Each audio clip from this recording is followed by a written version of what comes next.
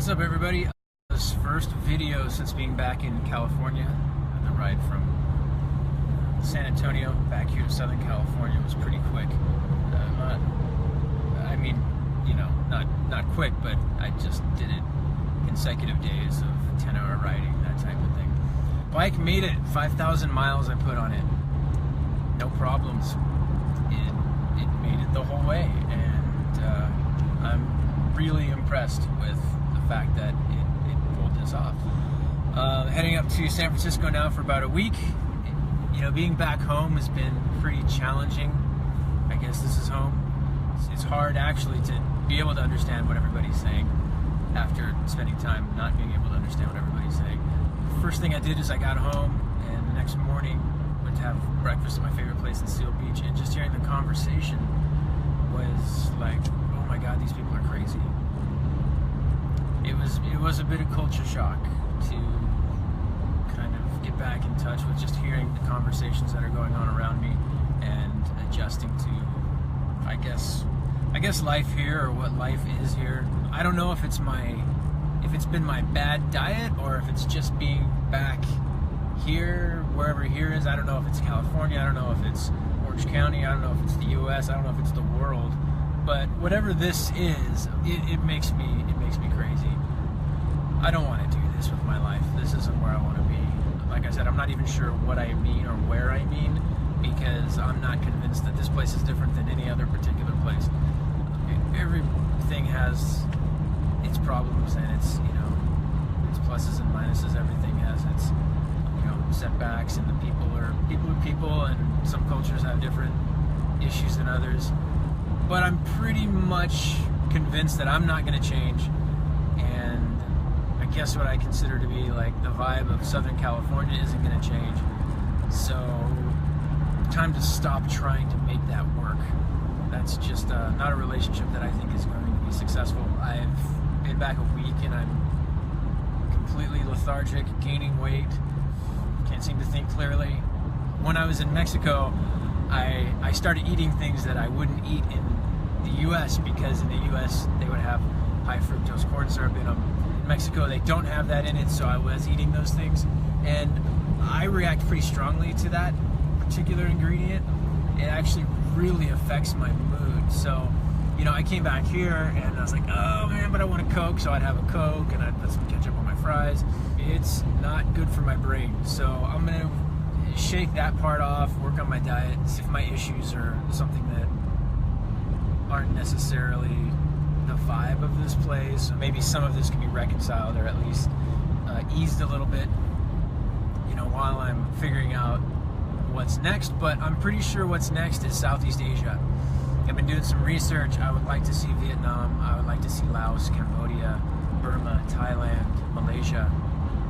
So furthest east is Vietnam. It covers the whole shore of Southeast Asia. And then right next to Vietnam is Laos. And then right next to Laos is Thailand. Beneath both of those is Cambodia. And then just west of Thailand is Burma.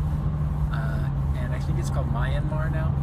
And that's kind of opening up to people too, opening up to travelers. And that whole region is a motorcycle area, like a motorcycle culture, just like Mexico was. Cheap bikes, a lot of knockoffs, just like Mexico. And so if I want to, I can find a used motorcycle for somewhere between $150 and $300, or I can go spend big and buy something new. But I would like to go see that area. I don't really see any reason why not to. So I think that's probably what's next. In the meantime, I'm gonna go up to San Francisco area, visit some friends, see if Northern California needs anything from me. That's pretty much it. The plan for the motorcycle is to tear it into pieces and take those pieces and put it on my 1975 Honda and make something very strange out of the combination. I would actually ship that bike to Vietnam and ride it around there, but they won't let you do that. So that's not an option, so I'll have to go over there and buy a bike. But I might take more gear with me this time. If I go in the next couple of months, it's going to be rainy season, which isn't the best time to do a motorcycle trip, but take some rain gear, bring my own helmet, maybe even some riding boots, bring my own jacket, So the last one was kind of a disaster, but once I ripped the plastic lining out of that jacket, it was much more usable. It wasn't like wearing a plastic bag in the sunlight. If I do go to Vietnam and do that tour, just on the other side of Burma is a little slice of India. And in that little slice of India, which is not really the kind of India that most of us think of, it's the Asian side of India. It has a lot of Tibetan people in it. There is a monastery slash orphanage there in the mountains, in the foothills of the Himalayas, that I might go spend some time in, teach some English. The kids there learn English, they also learn in English, and so I'm probably going to fill out an application to see if I can go there and teach for a little while. That would be nice. I've always wanted to go to that area. So that's at about 7,000 feet of elevation. I always talk about elevation, so important to me. I love my elevation, man. So you know, that might be something I do. But something that this trip has really kind of brought out of me is that I'm responsible for living my life, not necessarily sharing my life with other people, not necessarily sharing my experiences, whether they're valuable or not. Is, you know, I don't know, I think we live in a culture where we all think that our experiences are unique and valuable, and I don't know if either of those things is true. It doesn't really matter to me. So I might be doing less sharing, more living, and let everybody else do their living too. I'm seeing a lot of stuff on YouTube these days and Facebook that's, you know, I'm doing it and so can you. I don't know. I guess there was a time when I would have been more inclined to go down that path and kind of carry that philosophy. I'm not so sure now. I tell you what, it was fantastic being completely away from American politics. I still don't know what's going on here, and I love it. I don't care. I don't care. For those of you that don't know, I got my degree in political science. I did an internship with the FBI. I worked for a senator in Washington, D.C. That was all up to the age of about, I quit in D.C. when I was just barely, almost 25. So for me to really not care what's going on in politics is a huge step of growth, and a lot of people would say it's irresponsible. But I doubt those people are actually doing anything about the politics that they're listening to, or about the information that they're getting, other than worrying and getting angry. So it's been fantastic being completely away from that. I really don't know what's going on. Sometimes somebody tries to talk to me about politics.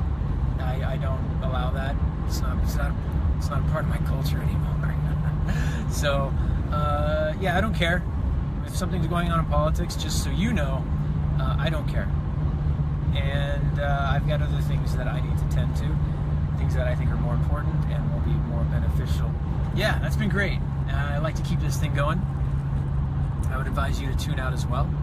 I guess that's coming back to the whole I can do it and so can you. I definitely feel the ambition here, good and bad. I feel like I'm in the middle of a huge machine.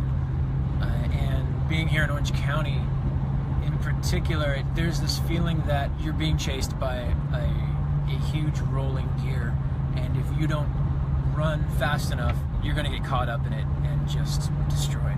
I don't like that feeling. I've always felt that way here in Orange County. I felt that way in other places too, to a certain degree. I think Orange County I felt the strongest, maybe LA too, but I would say Southern California in general, the need to keep up. And I don't even necessarily mean keep up with the Joneses, I mean just survive. Since I've been gone, house prices have gone up, rent has gone up. You know, it's just a part of what feels like you have to make a lot of money and you have to spend a lot of money in order to survive. And I'm seeing the toll that it takes. It's just a little more clear, you know, when you step away for a little while and then you come back to it, it's a little more clear. The things that I'm tempted to do and that I am tempted to justify in the name of surviving here, they're not good. I don't want to do that. I don't want to constantly be fighting that fight of, you know, making a hard decision between loving people, taking care of people, looking out, you know, treating them the way I want to be treated versus getting mine. It's such a strong temptation for me to do whatever it takes to survive in a way that I consider reasonable level of survival here. I wrote a lot of stuff. I took a ton of footage on my GoPro while I was in Mexico. I might post some of it if I feel like it and have time, the usual. Okay, I'll leave it at that. All right, everybody. See you when I see you.